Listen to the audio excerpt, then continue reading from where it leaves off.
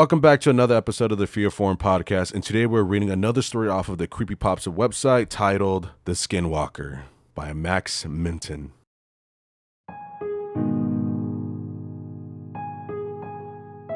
My father told me a story once. I'll never forget it. For a few reasons. I think it's the first story he ever told me as a child. It's also the story of how my grandfather died. But honestly, that isn't the reason. You hear stories on TV, or sometimes you overhear something in public places. People talk about ghosts and aliens, and you think to yourself, that ain't real. They're making it up, or they're mistaken, or they're crazy, or something like that. You just can't believe it. That is, until something happens. Something that brings it all together, connects the dots in a way you didn't think of before. Maybe it happens to you, or maybe you hear the same story again and again from different people. It didn't take long for the world to become a lot bigger than you thought it was. As I said, this is a story my father told me, but I never believed it, even though he swore up and down it was true. It wasn't until I started clicking around the internet that I started to believe it. Started to hear other stories just like the one my father told me. It didn't take me long to believe after that. That's not what my father called it, of course. He never used the internet in his life. He wouldn't know what the online community had taken to calling it. When he chose to call it something other than it, or that thing, he called it a skinwalker. After an old Cherokee tale his grandfather told him. But I'll tell you the story, the way he told it to me.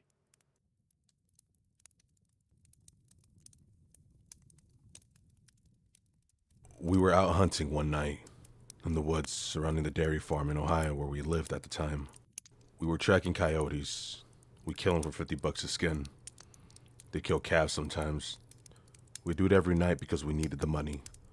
Sometimes, while we were out, we'd come on a deer and kill it. Our landlord didn't mind it, and it could feed our family for a few nights and save us some money. Anyway, we were done making our rounds and heading home. Walking because we didn't have a car or a four-wheeler back then. We'd cut through the woods. That's when we came upon it. Blood everywhere, splattered on the trees and the grass and the creek everywhere. At first, we figured it was a pack of coyotes. We'd seen how, sometimes, when they weren't able to scavenge for whatever reason, they'd start hunting deer or cattle out of desperation. The worst is when they bred with feral dogs.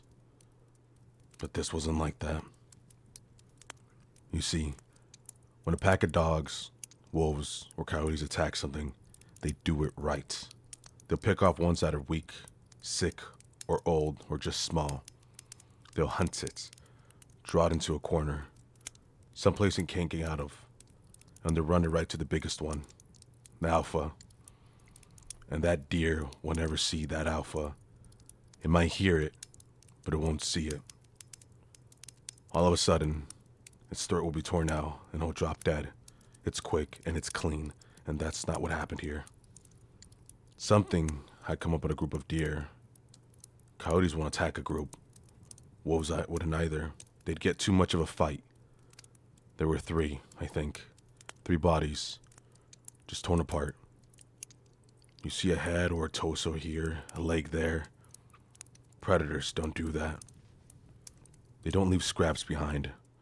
Whatever had done that hadn't done it for food. It had done it for fun. But we didn't know that at the time, of course.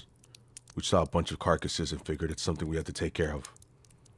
I remember my dad telling me to go home, that he thought it was the work of a pack of feral dogs.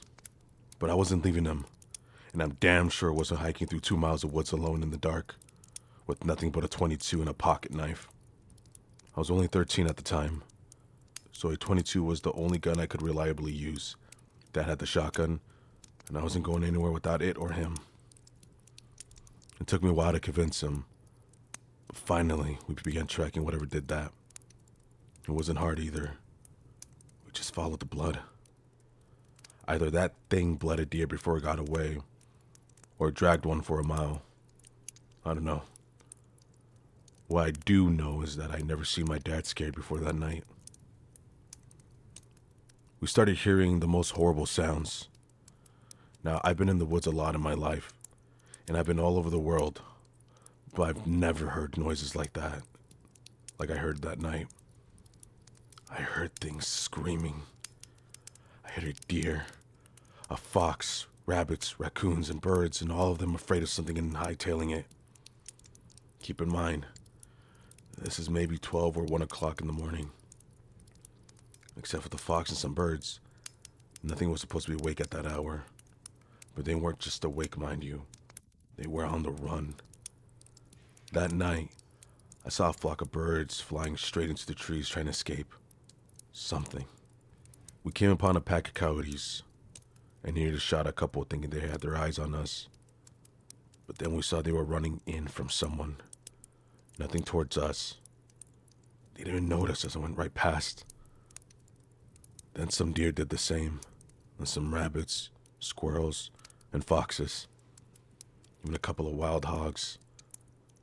Those critters were supposed to be hunting each other, and the only thing they cared about was getting as far away from there as possible. We should have put 2 and 2 together. That maybe whatever we were tracking wasn't something we were supposed to see, and it wasn't something we could kill. To this day, I don't know why we didn't just go home. I guess we were curious. I think that was my dad's nature, to go toward trouble, to fight. And being aware of the things my father did during the war, I figured it was best to stay by his side. We finally reached an open valley. It was normally a soy field, but it wasn't in season, so it was just flat dirt. That's when we saw the tracks. Animals fleeing the forest had leveled everything in their path. But where that deer blood was, nothing had taken a single step. It was like whatever response had left it for us to find. The tracks were shallow. Whatever it was couldn't have weighed more than 100 pounds. But that didn't mean much.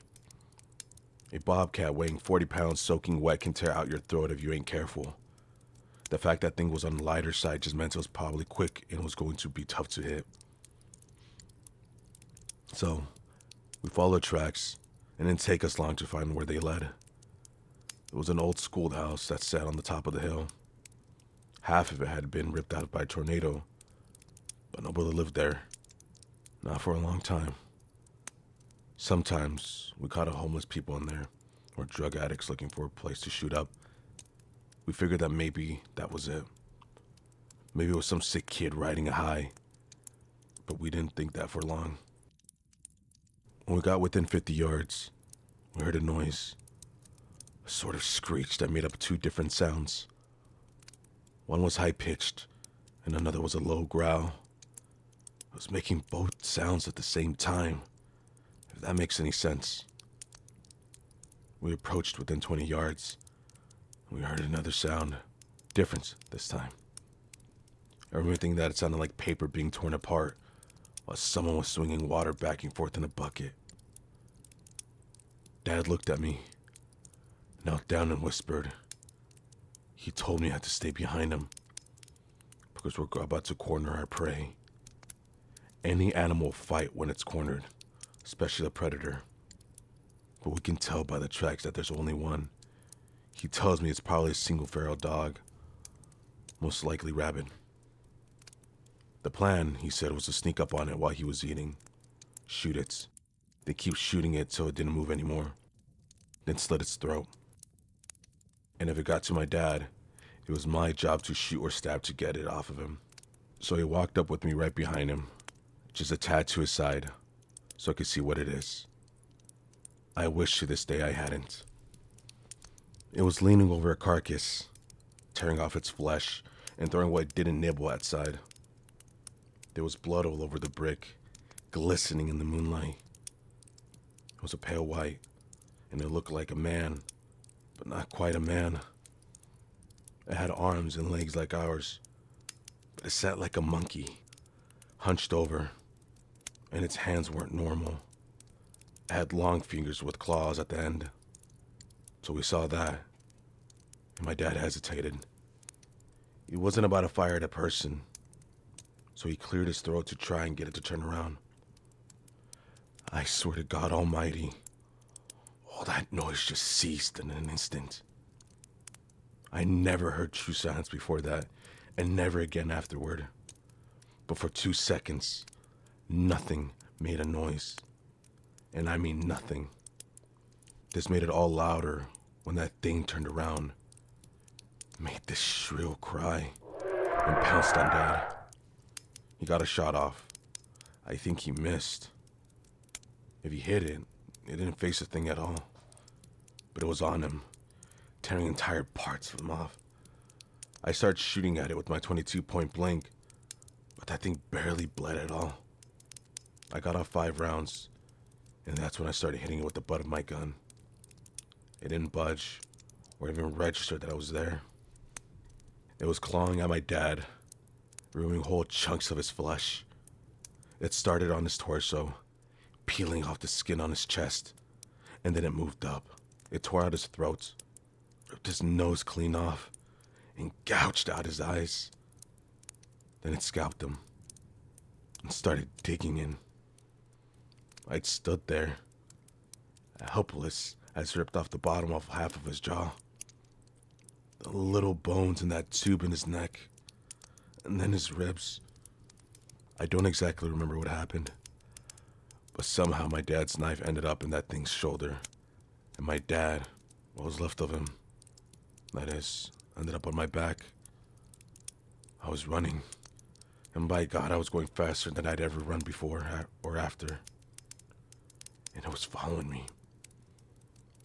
I ended up back in the forest, opposite of the woods we started in. I was heading towards my landlord's house because it was the closest thing to help nearby, but even that was half a mile away. All the while, I could hear that thing screeching and moaning. I heard branches cracking and getting thrown around. It was cracking so loud and often that sounded like someone was taking an axe to every single tree I passed. But I never looked back, not once. A thought even crossed my mind. Finally, I tripped and fell into some gravel. I looked up to see my landlord and a bunch of his buddies drinking around a campfire. I screamed and I cried, and they came over. I told them to call an ambulance. My landlord looked at me and said something I'll never forget. What's that on your back there? He asked me. Just as the words left his mouth, it dawned on him without saying a word. It was one of those god-awful flannel shirts my dad wore everywhere, he realized. And it was damn near all that was left of my dad. Aside from a bit of my father's head and torso. That's all there was. Absolutely nothing below the waist. Suddenly, we heard it. The screeching. My landlord grabbed me, causing me to drop what's left of my dad on the ground. And I was fighting him, crying, because I thought we could still save him somehow. But the truth is, my dad had been gone well before I ever picked him up. And all I'd done was carry a corpse back home. My landlord had to pick me up and throw me inside before I could go with him. He and his buddies, all of us went inside together and they locked the doors and got their guns. Then the landlord asked me, What happened, boy? What happened? but I didn't know what to tell him. He pieced enough of it together to understand that there was something dangerous out there. All the lights in the house were on, and someone called the cops. They would get there as soon as they could, they said, but that meant in 15 minutes. We looked outside and saw it walk in front of the fire they made. No one knew what it was. One of them looked like an ape. Suddenly, something came crashing through the window. We all fired at it, but quickly realized it wasn't the thing. No, it was my landlord's dog. Well, his body anyway. His head and legs were missing. We had just started pushing things in front of the doors and windows to form a barricade when we heard something in the garage. I remember one of his friends saying that the doors were open. We heard metal and glass being ripped and smashed. We dragged the couch and TV in front of the door to the garage for added measure. It banged around some more, but then it got quiet. Not silence like it was before. We could hear it move around some, and the guys were talking, making sure their guns were ready. Someone handed me a pistol. No sooner I had cocked the hammer back when we heard something shatter upstairs. When we heard it screech again, except this time it was louder, and it didn't echo and fade out, because it was inside. We all rushed to the door that led upstairs, and we got to it just as that thing did. It opened it just a bit, and 4 or 5 men just slammed into it. It managed to get its hand through. Someone with a shotgun took care of that, put the barrel right up to its wrist and pulled the trigger. Blew its hand clean off. That only pissed it off, though. It started shoving the door, clawing. On one side pushed it as best it could, and it was on the other, doing the same. The wood wasn't going to hold, so someone told us to keep our heads down. Suddenly, the top half of the door was gone and my ears were ringing. There were splinters everywhere. 2 or 3 of them just had unloaded on top of the door. I don't really know where it went after that. The police got there. I was still glued to what was left of the door. The sun was up before they pried me loose. They put me in a hospital for a while. I was there. A whole lot of people talked to me. I didn't respond. Not for a long, long time. When I got back home, I got a job for the landlord working on the farm. We didn't talk much. Not about that thing. But I signed up for the army when I was 19, and he sat me down to drink some scotch and said, as a send-off. I asked him right away what the police told him. The story they went with was it was a wild animal. Probably a wolf, or maybe a bear that was migrated north. I asked him how they could say that when they had the hand. He looked at me stunned. He told me that hand never made it back to the station. The cop who had it in his car got into a wreck, drove into a tree, and died on impact. The hand was never found, likely taken by an animal. The cops, when they would acknowledge the hand existed at all, said it was simply a paw of a bear that resembled the man's. I never talked to the landlord again. He went missing while I was in basic training, and no one ever saw him again. There were rumors that he had owed some people some money and skipped town, but I don't think it's that simple. As for me, I never went back to those woods. I wouldn't if I had the whole goddamn U.S. Army at my back.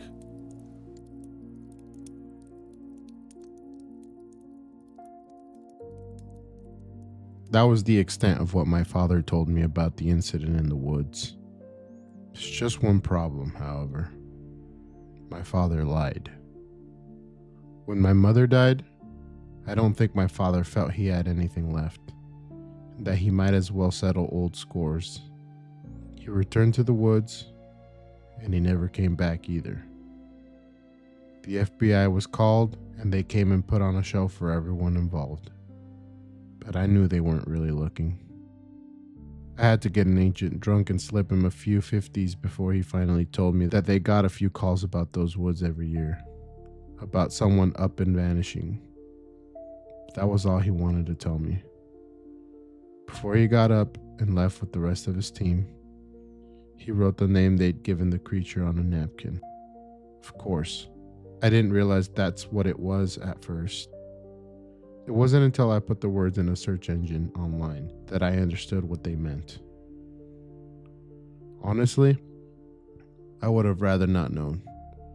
As it turns out, there are hundreds of stories just like my father's, as well as photos and drawings of the thing. And though the details vary, everyone who has encountered it agrees on one thing. It's still out there, and there isn't a man on earth that can stop it.